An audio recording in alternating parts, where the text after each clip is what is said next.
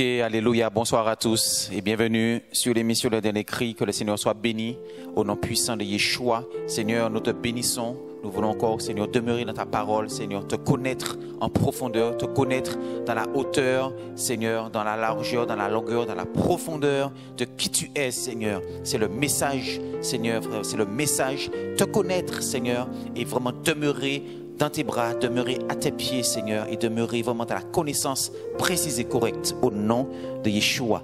Voilà, nous sommes dans la continuité du partage sur les aspects de notre Seigneur Yeshua. Nous voulons l'élever, le glorifier. Il mérite la gloire, il mérite l'adoration. Les anges dans le ciel, des myriades et des myriades l'adorent, sont dans l'adoration jour et nuit et ne cessent de crier Saint, Saint, Saint est le Seigneur Tout-Puissant. Alléluia. Vraiment, nous voulons encore l'élever et nous allons prendre Matthieu chapitre 2. Matthieu chapitre 2, au verset 1, il est dit Yehoshua étant né à Bethléem, en Judée, au temps du roi Hérode, voici des mages d'Orient arrivèrent à Yerushalayim en disant où est le roi des Juifs qui vient de naître? Donc, nous avions vu, Matthieu 1, que Yehoshua est Elohim avec nous. Yehoshua, son nom c'est Immanuel. Elohim avec nous. Ici, nous voyons un deuxième aspect de notre Seigneur Yehoshua. Ici, nous voyons qu'il est roi. Le roi des Juifs. Le roi d'Israël. Or, donc il est annoncé en tant que roi. Il est né en tant que roi. Et nous rappelons aussi que ce roi, Yehoshua, n'avait pas de place pour sa naissance. Il n'y avait pas de place pour lui dans l'hôtellerie. Il a vécu de manière simple et humble à Nazareth, dans une ville totalement inconnue, insignifiante. Il n'y avait rien voilà, une vie qui ne payait pas de mine, il n'y avait rien pour attirer les regards, une simplicité, une humilité vraiment dans sa vie. Et c'est un modèle et un exemple pour nous en tant que chrétiens. Et donc il est né en tant que roi. Et nous allons voir quelques passages, puisque si Yehoshua est né en tant que roi, nous savons que les prophètes aussi du temps, enfin avant la naissance de Yehoshua, dans la première alliance, ont annoncé que le Créateur aussi, il est roi de toute la terre. Alors, ça voudrait dire quoi? Est-ce que ça voudrait dire que dans le ciel, il y a deux rois, il y a deux seigneurs, il y a deux trônes? Qui devons-nous prier? Est-ce qu'on doit prier le Créateur qui est roi et le Seigneur Yehoshua qui est roi?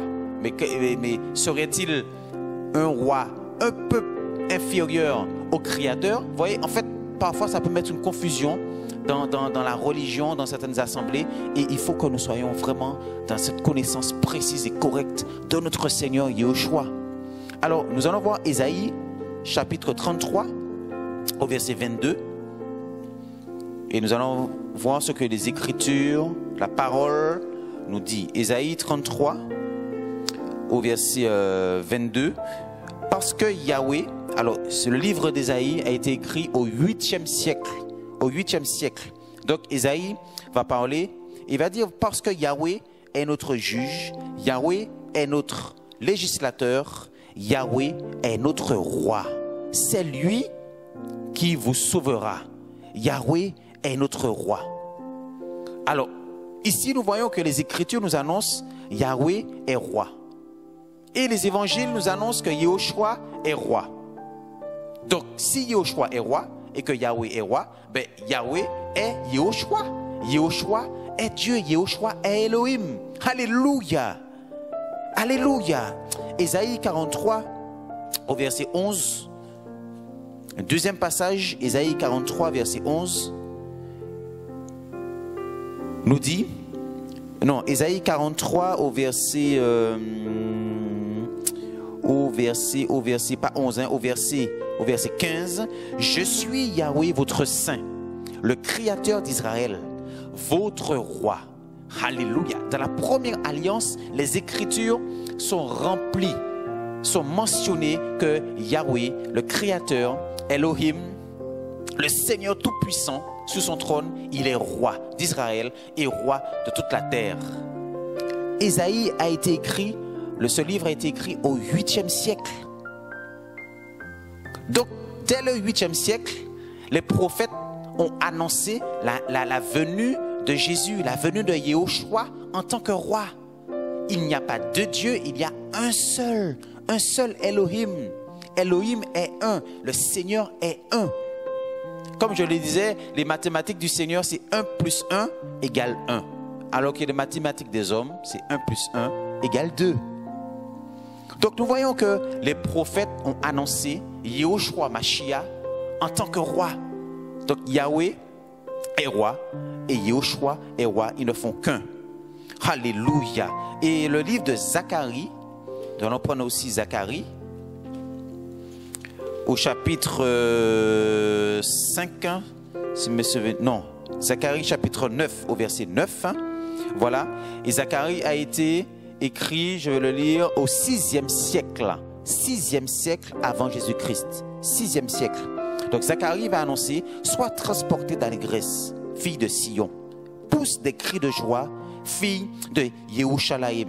Voici ton roi vient à toi. Ton roi vient à toi. Il est juste et vainqueur. Il est monté sur un âne et sur un âne, le petit d'une ânesse. Mais quel roi humble, quel roi simple. Il est dit que ce roi, ils annoncent un roi qui viendrait en Israël, qui naîtrait pour Israël, pour dominer en Israël, pour diriger Israël. Et aussi les nations, bien sûr. Mais sur le petit d'une ânesse. Alors que les rois à l'époque, ben, ils avaient un char. Ils avaient leur char. Ils avaient quand même leur chariot, leur char, un moyen de transport digne d'un roi. Mais ici, il est annoncé que Yahushua, en tant que roi, vient en Israël sur le petit d'une ânesse. Quelle humilité!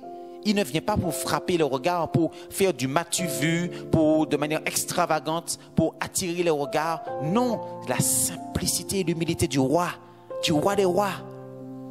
Vraiment, ça devrait nous interpeller pour nous, notre caractère, notre façon de faire, notre manière de nous comporter, pour le fruit que nous devons porter dans notre homme intérieur, cette simplicité, cette humilité. Alléluia.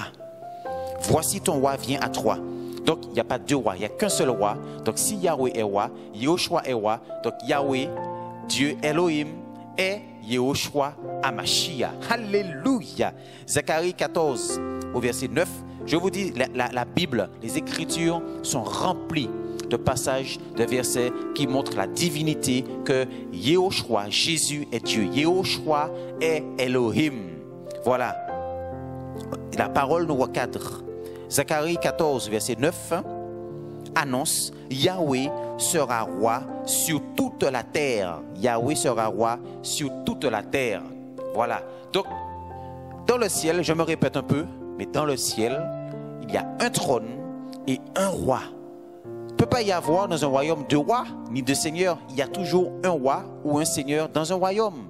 Voilà pourquoi Pilate, Yahushua va annoncer à Pilate en Jean chapitre 19, en Jean chapitre 18, au verset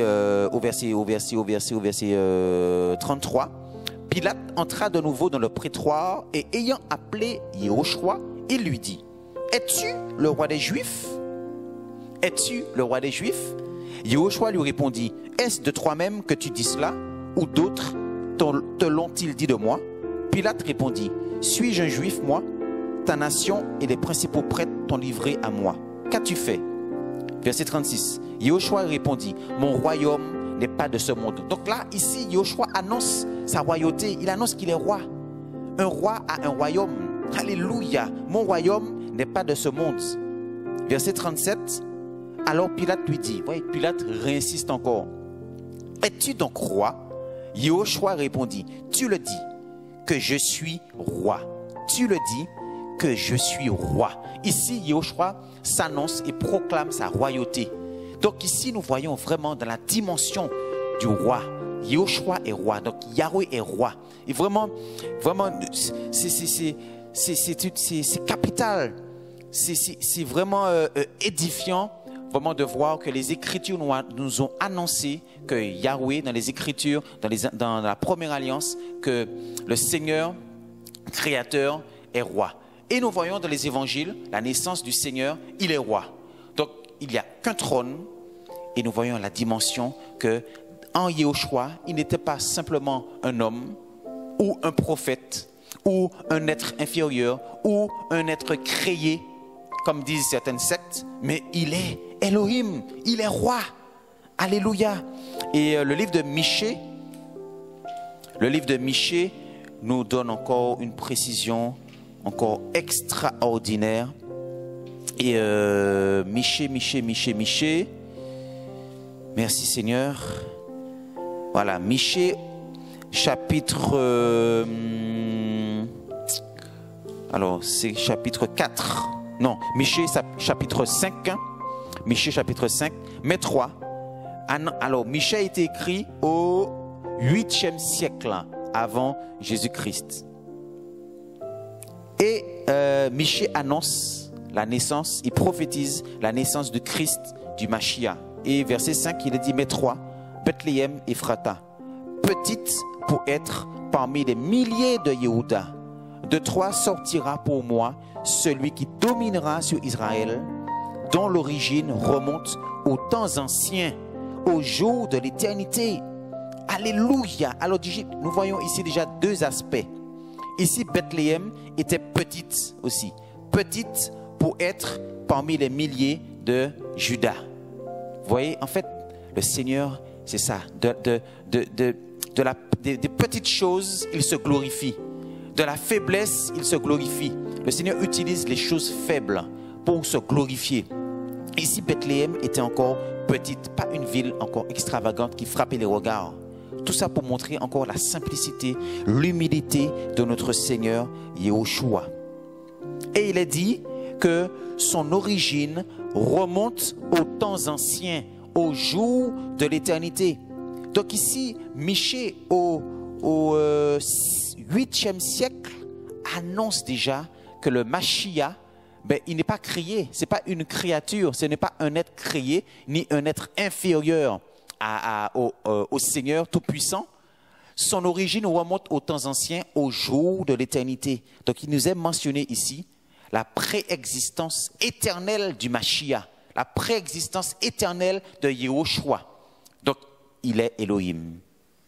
Il est Seigneur, il est tout-puissant, c'est lui le Créateur. Donc il n'y a pas deux dieux, il y a un Elohim, un Seigneur sur le trône, et il s'est manifesté en chair, voilà, dans la personne de Yéhoshua Mashiach, pour nous donner un exemple et devenir semblable aux humains. Alléluia. Amen, amen, amen. Et je finis avec ce passage de... alors c'est Colossiens, est-ce que c'est Colossiens, Seigneur, aide-moi, ou Philippiens, alors, Philippiens, chapitre 2, oui, chapitre 2, au verset 5.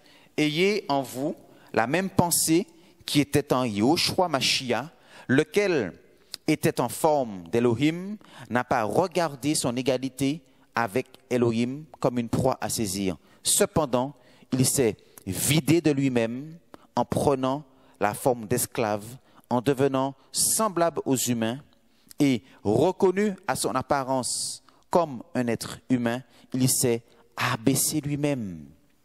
Il s'est abaissé lui-même. Le Seigneur s'est abaissé. En tant que roi, il s'est abaissé. Il est venu sur le petit d'une ânesse. Il ne s'est pas manifesté, il n'a pas crié sur tout le toit sa royauté.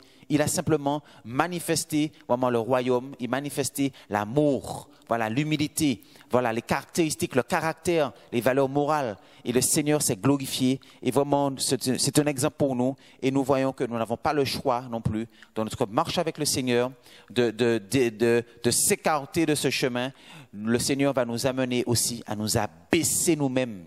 Elle nous a baissé de l'orgueil, nous a baissé de notre connaissance religieuse, nous a baissé de notre connaissance intellectuelle, nous a baissé de notre susceptibilité, de la colère, voilà, de notre religiosité. Le Seigneur va nous abaisser pour que nous puissions diminuer et que lui, qu'il croisse en nous. Voilà pourquoi Jean le Baptiste, voilà, va dire en Jean 3, verset 30, il faut que je diminue et qu'il croisse, que le Mashiach croisse.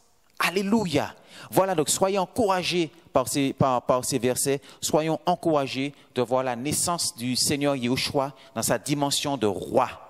Alléluia, dans sa dimension de roi. Soyez encouragés, soyez fortifiés au nom puissant du Seigneur. Bonne soirée, au revoir.